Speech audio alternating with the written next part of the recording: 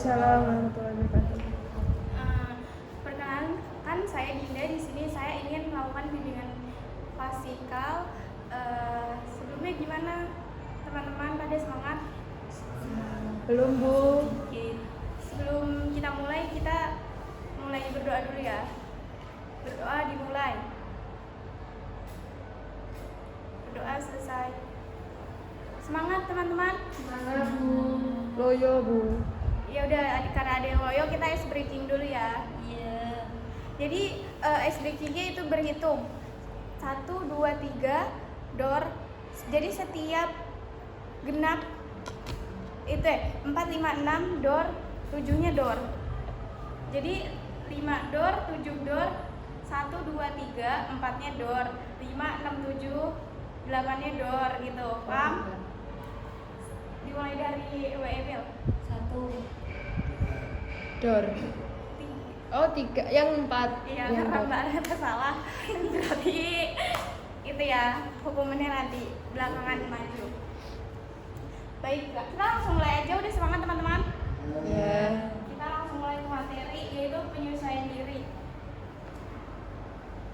Ada yang tahu apa itu pengertian penyesuaian diri? Ya. Jadi ada 3 pengertian penyesuaian diri menurut para ahli. Yang pertama, menurut Chaplin 2000, penyesuaian diri disebut dengan istilah adjustment. Adjustment merupakan suatu hubungan yang harmonis dengan lingkungan fisik dan sosial. Yang kedua ada menurut Fahmi Filalahi 2014, mengatakan penyesuaian diri dalam ilmu jiwa adalah proses dinamika yang bertujuan untuk mengubah tingkah laku agar terjalin hubungan yang lebih baik antara individu dengan lingkungannya. Dan yang ketiga ada menurut Fatimah 2006, penyesuaian diri merupakan suatu proses untuk mencari titik temu antara kondisi diri dengan tuntutan lingkungan. Manusia dituntut untuk selalu menyesuaikan diri dengan lingkungan sosial dan lingkungan alam sekitarnya.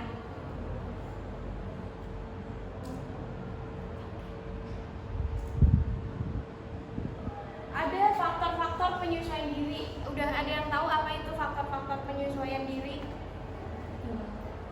Belum. Baik. Jadi ada 5 faktor penyesuaian diri. Yang pertama kondisi fisik. Yang kedua perkembangan dan kematangan. Yang ketiga menentu psikologis. Dan yang terakhir kepribadian. Kondisi fisik itu seperti kondisi fisik kita. Terus yang kedua itu perkembangan dan kematangan. Jadi kita mengetahui perkembangan di dalam penyesuaian diri kita. Terus yang ketiga penentu psikologis. Yang keempat kondisi lingkungan. Kita harus bisa menyesuaikan dengan kondisi lingkungan di sekitar kita. Dan yang terakhir kepribadian.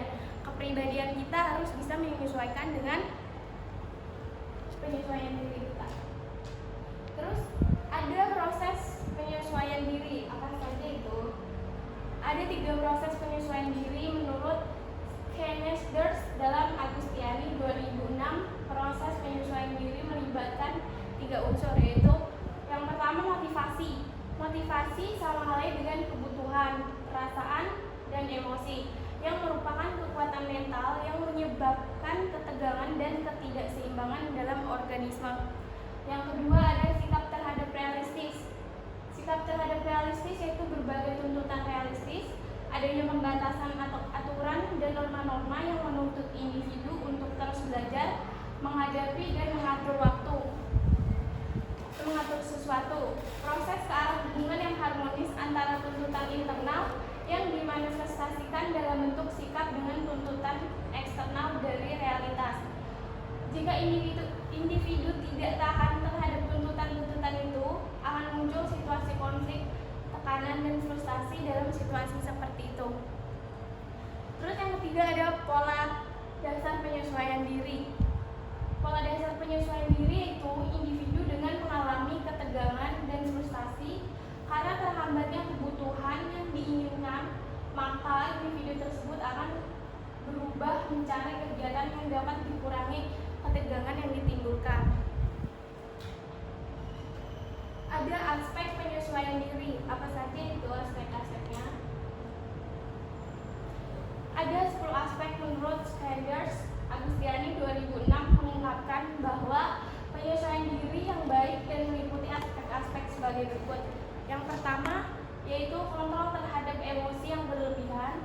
Yang kedua, mekanisme pertahanan diri yang minimal. Yang ketiga, frustasi personal yang minimal.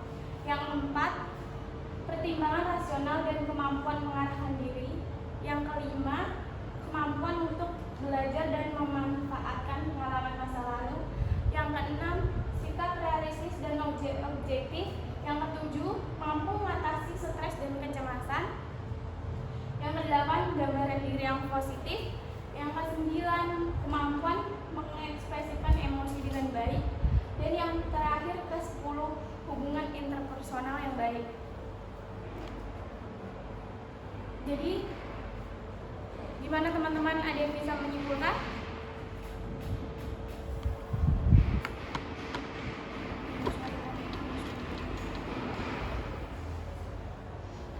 Saya Ya, penyesuaian diri itu sangat penting bagi suatu individu di kalangan sosial. Jika suatu individu tersebut tidak mampu untuk menyesuaikan diri dengan lingkungan, akan menimbulkan dampak-dampak negatif untuk kedepannya. Salah satunya jadi sikap yang introvert. iya benar apa itu jawaban Mbak Aneta. Jadi kalau kita tidak bisa menyelesaikan diri, kita bisa menjadi seorang yang merasa dikucilkan, introvert, terus kurang pergaulan, kayak tidak punya ruang lingkup yang luas atau tidak punya relasi yang banyak. Terus teman-teman, sebelumnya ada lagi yang ingin bertanya ya? Gimana Mas Happy? Saya akan menyimpulkan. Iya, menyimpulkan silakan. Menurut saya kesimpulannya dari penyesuaian adalah usaha manusia untuk menempatkan dan menyelesaikan dirinya pada setiap kondisi untuk mencapai kebebasan pada dirinya sendiri dan pada lingkungannya. Iya, benar Mas Happy. Jawaban Mas Happy dan Mbak Aneta itu sangat baik, benar. Terus sebelumnya saya ini ada permainan, yaitu papan pitaka. Silakan yang ingin maju.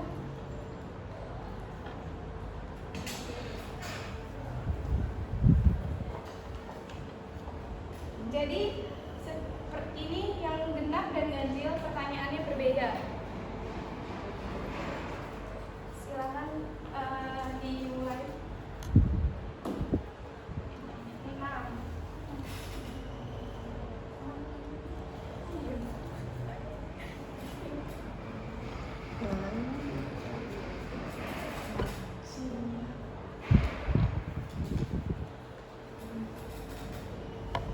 Bagaimana cara Anda menyesuaikan diri?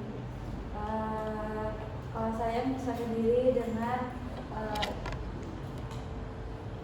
ikut organisasi, jadi ketika teman berkumpul saya juga ikut, karena dengan tersebut saya bisa menumbuhkan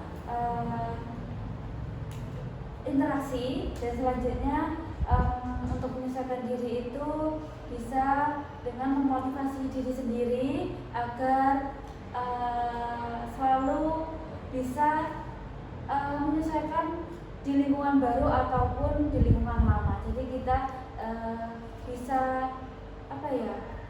memiliki interaksi yang baik juga dan penyesuaian yang baik, seperti itu. Iya, baik Mbak Emilia, terima kasih untuk jawabannya, sudah bagus ya. Berarti dari tadi memahami materi saya. Tadi karena Mbak Aneta salah, silakan Mbak Aneta maju ke depan.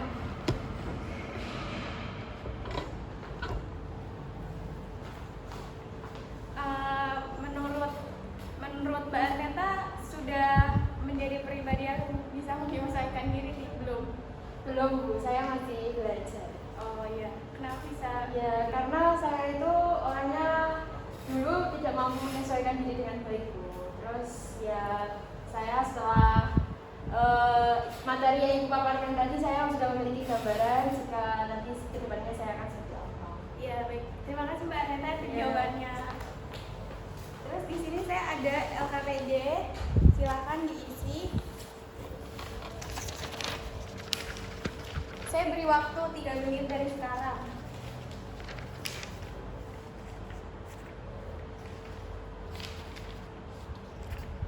Sudah?